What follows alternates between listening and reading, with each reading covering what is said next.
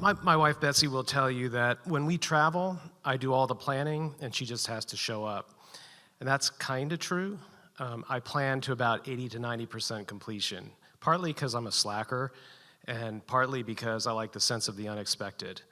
But sometimes that comes around to trouble you in the most exquisite way. It's 2013. We're in Scotland. It's our first trip overseas. We are falling hard in love with this country, the people, the land, the culture. And one of the things we want to do is we want to go see a football match in Edinburgh with the team Heart of Midlothian. So a couple days before that trip, we find ourselves in a little bar restaurant in little tiny Dunkeld, Scotland in the Highlands. And we're sitting next to a man, his wife, and her father, and we start talking about our plans and what we're going to do, and we mention that we're going to see Hearts, and the older man says, Hearts, Hearts, that's my team since I was a lad. And he challenges us, are we going to sing the fight song? Are we going to sing the team song when we're in the stadium? And we're like, we don't know the song. You're going to have to sing it for us. And there in the bar, he does. Hearts, hearts, glorious hearts, it's down at Tynecastle they bide. Absolute magic, pure perfection. We have found our side. We're ready to go. So the day of the match comes, and we have our route planned out. We'll drive into the train station in Perth. We'll take a train to Waverley Station in Edinburgh, bus out to Tynecastle, reverse it all on the way back. And that plan would hold even if the match went into extra time, even if the match went into penalties, which it did. Now, Hearts beat Queen of the South on penalties. The stadium is rocking. Everyone is just loving it. Thousands of delirious fans are streaming out of the stadium, and we stream out with them, and we go to the bus stop, and we find about 1,000 delirious fans in line ahead of us to get the last train out of the city to get us back home. Well, I hadn't planned for that. So we look around and we say, we'll take a cab. So we start walking in what we think is the direction of Waverley Station. We had cell phones, but only for Wi-Fi, so no Google Maps, no rideshare.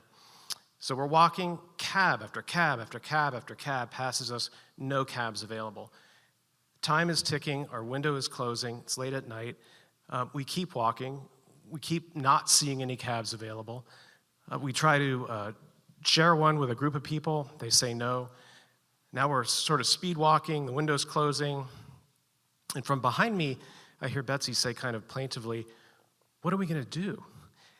And I'm not sure I answered, but I should say now it shouldn't have mattered, right? Worst case scenario, we're staying in a hotel in Edinburgh that night, catching the train the next morning. But that's what a thinking brain would tell you. Our survival brains were engaged, and they were showing us a picture of us sleeping on a grate on High Street in Edinburgh under a blinking sign that says, failed to plan. So we keep going. The window's closing. We see some people. I say, is there anywhere you can get a cab around here? They point us up the street or around a corner. There's a movie theater up there. There usually are cabs there. So we start up that way, we round the corner. About 100 yards away, I see a cab that's available. I don't know what happened to Betsy, but I sprint. I'm gone. I get to the cab, I'm out of breath. Can you get us to Waverley? Yes. How long? 10 minutes. That's enough. Betsy catches up, we get in the cab, we go. It takes 10 years to get to Waverley Station, but we make it. We get our tickets, we walk out on the platform. It's empty, it's so late at night. The ScotRail worker sees the ebbing panic on our faces. He starts beating the side of the train, telling us this is the right one to get on. So we get on the train. It starts to move. A few minutes later, it slows down for the first stop on the way out of the city. Doors open. Delirious people are rushing onto the train. They're all dressed in Hearts colors. They're running down the train. A young man nimbly bends over to kiss the scarf that Betsy's wearing. And that's when we realized all we had to do was walk about 5 minutes down the street, hang a left, and we would have been at Haymarket Station and caught the train there on its way out of the city. And in my defense, as a planner, All I can say is, hearts, hearts, glorious hearts. Thank you.